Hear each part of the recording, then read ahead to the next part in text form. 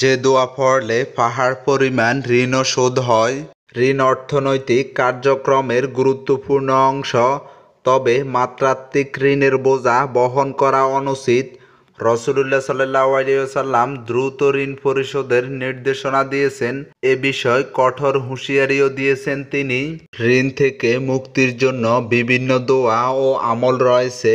একটি দোয়া উল্লেখ করা হলো, আল্লাহুম্মা কফিনি বিহালালিকা আন হারামিকা ও আগনিনি বিফাদলিকা আম্মান সিওয়া। অর্থ, হে আল্লাহ, আপনি আপনার হালালের মাধ্যমে আমাকে পরিতুষ্ট করে হারাম থেকে বিরত রাখুন এবং আপনার অনুগ্রহের মাধ্যমে আপনি ছাড়া অন্য সবার থেকে আমাকে অমুখাপেক্ষী করুন। অন্য হাদিসে আরেকটি দোয়ার কথাও এসেছে, তা হলো, আল্লাহুম্মা ইন্নী আউযু বিকা মিনাল হাম্মি ওয়াল হাযানি ওয়াল আজজি ওয়াল কাসালি ওয়াল বুখলি ওয়াল জুবনি ওয়াদলাইদ দাইনি ওয়া গলাবাতির রিজাল।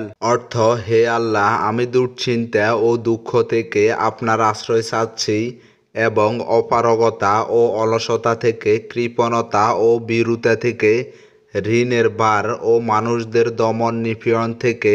আলী বিন আবু তালিব রাদিয়াল্লাহু তাআলা বর্ণনা করেছেন, তার কাছে এক চুক্তিবদ্ধ দাস এসে বলল, আমি চুক্তিকৃত অর্থ পরিশোধে অক্ষম হয়ে পড়েছি, আপনি আমাকে সহযোগিতা করুন। তখন তিনি বলেছেন, আমি কি তোমাকে এমন কিছু বাক্য শিখিয়ে দেব না যা রাসূলুল্লাহ সাল্লাল্লাহু আলাইহি ওয়াসাল্লাম আমাকে শিখিয়েছেন?